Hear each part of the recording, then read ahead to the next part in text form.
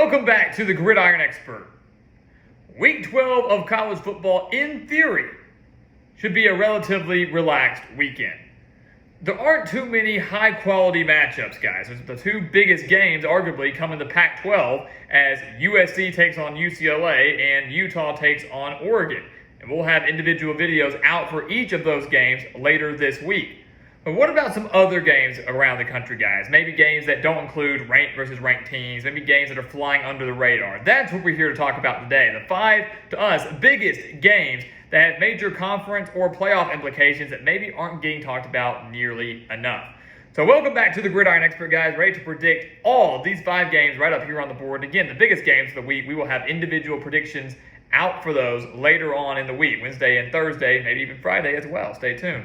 But please continue to like, comment, subscribe, share our videos, and check out everything down in the description below, including our expert picks over on our website, thegridironexpert.com. We have some of the best college football and NFL spread picks in the entire country over on our website, guys, beating out over 80% of the national handicappers and analysts, hitting over 62% of our bets, hitting over 81% on the money line. You do not want to miss out on these picks, guys. If you want guaranteed money and guaranteed winnings, the Gridiron Expert is the place for you. So let's take a look at these 5 games up here, guys. We'll start at the top in the Big Ten. Illinois at number 3, Michigan. Again, these rankings are based on the AP poll, not the playoff poll, since these videos are filmed before the playoff committee releases their set of rankings. Kind of the only downside of it coming out on Tuesdays. But Illinois at number 3, Michigan. This is not a top 25 matchup like we thought it was going to be maybe just a few weeks ago. Illinois is starting to implode following a loss to Michigan State at home and then a loss to Purdue at home. The Fighting Illini look to have the Big Ten West on lockdown, and now there is a 4-way tie in the Big Ten West. And right now, Purdue, if the season were to end today, Purdue would go to the Big Ten Championship and not Illinois. Illinois can cover a little bit of ground here if they can take down Michigan at the Big House. This is going to be a very fun and physical game, guys. A game between 2 great defenses, 2 of the best defenses in the country, and 2 very powerful run games. The Fighting Illini are giving up just 12.5 points per game. Michigan's giving up just 11.5 points per game.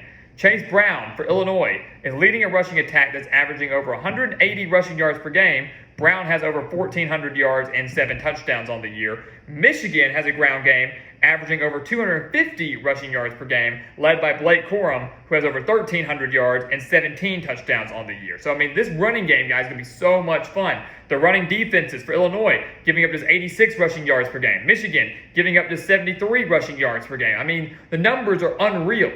The numbers are unreal. This is going to be a very hard physical game, won at the line of scrimmage, but ultimately, guys, you got to go with Michigan. How can you not go with the Wolverines? They're at home. They're playing great football. They're blowing out just about every opponent that they see. Illinois is on a downhill slope, getting beat at home to a bad Michigan State team and a mediocre Purdue team. I don't think Brett Bielema and the Fighting Illini have what it takes to go on the road to take down, arguably, or clearly, a top 3 team in the entire country, especially right before the game as they take on Ohio State. They could help Illinois. Michigan could be looking ahead a little bit. I don't think Harbaugh allows it. Michigan beats the Fighting Illini, creates more chaos in the Big Ten West.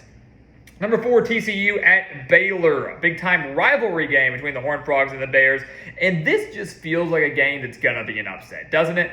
Doesn't this feel like a game that where everybody's picking TCU and Baylor comes through and wins? I can't bring myself to give Baylor this win, guys. But I look at the setup. It's setting up perfectly. These 2 teams hate each other. It is senior night for Baylor. Last year, Baylor was in the playoff hunt, and TCU pulled off the upset when they shouldn't have over a top 10 Baylor team and ended Baylor's playoff run. Ended their hopes. Wasn't going to happen. Baylor can do the exact same now to TCU. Baylor can win on Saturday. TCU's playoff hopes, gone, done. Baylor has their shot to get revenge, but I just don't think the Bears can do it. TCU's playing phenomenal football, guys. They're 10-0. They're averaging over 40 points per game. They're averaging over 270 through the air, 213 on the ground. Baylor's defense is typically strong under Dave Aranda, but they had no answer for Kansas State last week at home, losing to the Wildcats 31-3 in Waco. Both defense giving up just 25.2 points per game. But when you look at it, guys, Baylor has just been so wildly inconsistent offensively. I don't know if they're going to have what it takes to keep up with TCU step for step. And that trio, really, of Max Duggan, Kendre Miller, and Quentin Johnston. I think Baylor keeps it close for a little while And the Bears are going to be hoping they can get revenge after what TCU did to them last year, but they're going to fall short. TCU wins, plays Iowa State next week, goes to the Big 12 championship. They need just 2 more wins, and they are in the college football playoff, guys. So watch out for the Horned Frogs. This is an upset alert, but we're picking TCU to get the win. How about sticking in the Big 12? We look at Texas and Kansas. Why is this game on here? Mostly for fun. This is going to be an entertaining game, if anything else. You know, last year, guys, Kansas stunned Texas in Austin. We were all floored when Kansas went on the road to take down a Texas team that wasn't really great by any means, but was, like a 4-touchdown favorite heading into that game, and Kansas won that game in overtime. Kansas could now beat Texas again. The whole offseason joke was, oh, watch out, Texas has to go to Kansas now because the Longhorns lose. Well, yeah, they could, because Kansas is a dang good team, a team that is going bowling this year in just year 2 under Lance Leipold. And I'm going to go out on a limb here, guys, that Kansas will beat Texas on Saturday.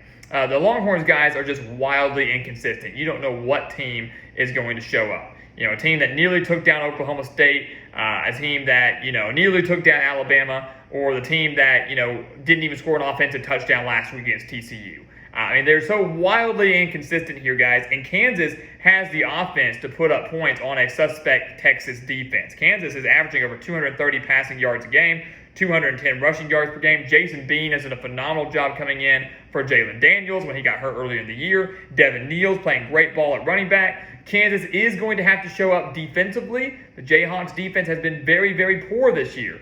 But at home, obviously wanting to show that last year wasn't a fluke, getting to take down a really solid Texas team. I think Kansas gets this win, guys. They do it, ironically, behind the strength of their defense. They're giving up lots and lots of yards, but they have forced 19 turnovers, including 11 interceptions. If Kansas can just force 2 turnovers in this game, easier said than done, I know, but 2 turnovers in this game, the Jayhawks will win. I think they will do just that. Over to the Big Ten, again, Iowa at Minnesota. Huge for the Big Ten West, because here's the thing. There's a 4-way tie, right? A 4-way tie in the Big Ten West. Purdue is on top. But 4 teams sit at 4-3. Purdue is one of them. Illinois is the other. Iowa and Minnesota are the other 2. If Illinois loses to Michigan, you could say that they might be out of that contention. The winner of this game is still in contention for the Big Ten title. At least getting to the Big Ten title game. Who is it going to be? Is it going to be Iowa, who has won 7 straight over Minnesota? Or is it going to be the Golden Gophers and PJ Fleck, who will finally get to row their boat to Indianapolis? What is going to happen? I'm going to say I go with Minnesota. We picked this game back in the preseason, guys, and I said I like Minnesota to finally end their streak, and I'm sticking with it. Minnesota is a quiet 7-3. No one's really talking about the Golden Gophers. They have a phenomenal defense. Actually, statistically a little bit better than Iowa's. Minnesota giving up 13.1 points per game. Iowa giving up 13.9. Pretty dang good. The Golden Gophers, guys, are only allowing 167 passing yards per game, only giving up 107 rushing yards per game. Iowa, offensively, as we know, is horrible, is averaging just 251 total yards per game. Total yards per game. I love Minnesota in this spot. Obviously, a potential division crown on the line, possibly. At least they need this win to keep those hopes alive. They have a better quarterback in Tanner Morgan over Spencer Petras, clearly. They have a great running game in Muhammad Ibrahim, who is rushing for over 221 yards per game. This Minnesota offense is. I think the Golden Gophers at home get it done. The offense of Minnesota is enough to wear down Iowa. I have a lot of faith in Minnesota's defense, which is just as good, if not better than Iowa's. Home field advantage, give me the Golden Gophers. Iowa out of contention. It could come down to a 2-way race between Minnesota and Purdue when it comes to who goes to Indianapolis to face the winner of, most likely, Ohio State and Michigan, barring some crazy upset from Illinois. And then you see more chaos in the Big Ten West. Big Ten West should be all eyes on it on Saturday. Final game down here, guys, it's Bedlam. How can you not talk about Bedlam between Oklahoma State and Oklahoma? Yes, this game doesn't have playoff implications like we're used to. It doesn't even have Big 12 title implications like we're used to. But you got to talk about it. One of the best rivalries in all of college football. Oklahoma State finding themselves back in the rankings through the AP poll. Oklahoma coming off a rough loss at West Virginia. We called it. Just want to say it. Back in the preseason, we said Oklahoma would lose at West Virginia. You all thought we were crazy. We were right. Just want to throw that out there. If you don't believe us, go back and watch the West Virginia prediction video and the Oklahoma prediction video. We called it right then and there. The Sooners are struggling at 5-5, but this is still a very good offense.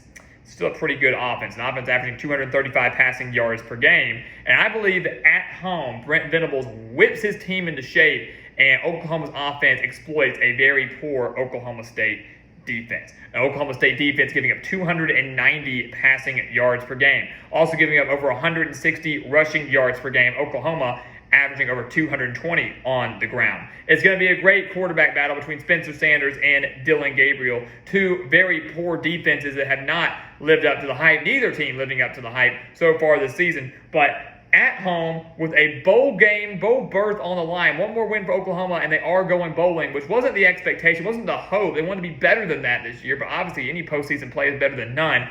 At home, big-time rivalry game. At night, win and you're in. Give me Oklahoma and Brent Venables to pull off the upset over Oklahoma State. Again, a team that, like Texas, like Baylor's offense, has just been wildly inconsistent this year, and I'm going to take Oklahoma to pull off this win on Saturday, despite many people believing that their season is over. So there you have it, guys. 5 big, underrated, underwhelming, if you want to say that. I don't think so. I think it's going to be some fun games heading into Week 12. These are underrated games that have major implications on division races, on conference races, on the playoff race. If Illinois or Baylor pulls off the upset, the playoff race is shot. It is completely out of whack. We see chaos from the rankings. We obviously have 2 major Big Ten games here. Illinois is still in the hunt for the Big Ten West. They need this win over Michigan. Iowa at Minnesota, huge when it comes to the Big Ten West. Big-time rivalry game. Who doesn't want to talk about that? Who doesn't want to watch that? A little bit of a revenge game between Texas and Kansas. Can Kansas get 2 straight over the Longhorns? They clinched their 7th win of the year. So much at stake this Saturday, guys, and we were happy to break it down for you today. Stay tuned for the other big matchups coming soon right here on the channel, especially out in the Pac-12. We'll have individual videos out for those games and a special video on Friday as well that you do not want to miss. So guys, as always, thank you so much for watching us here at the Gridiron Expert on YouTube. Make sure to continue to like, comment, subscribe, share our videos, and of course, check out everything down in the description below, including those expert picks over on our website, thegridironexpert.com. Some of the best college football and NFL spread picks in the entire country. We will be giving you picks for every single bowl game on thegridironexpert.com and every single NFL playoff game as well. It's a year-long subscription, so you sign up now, you get it through November of next year, one of the lowest prices for one of the best results in the entire country. Go check it out, sign up today, become a part of the GE Nation. And once again, guys, as always, thank you so much for watching, and we'll see you next time right here on the Gridiron Expert. Yeah.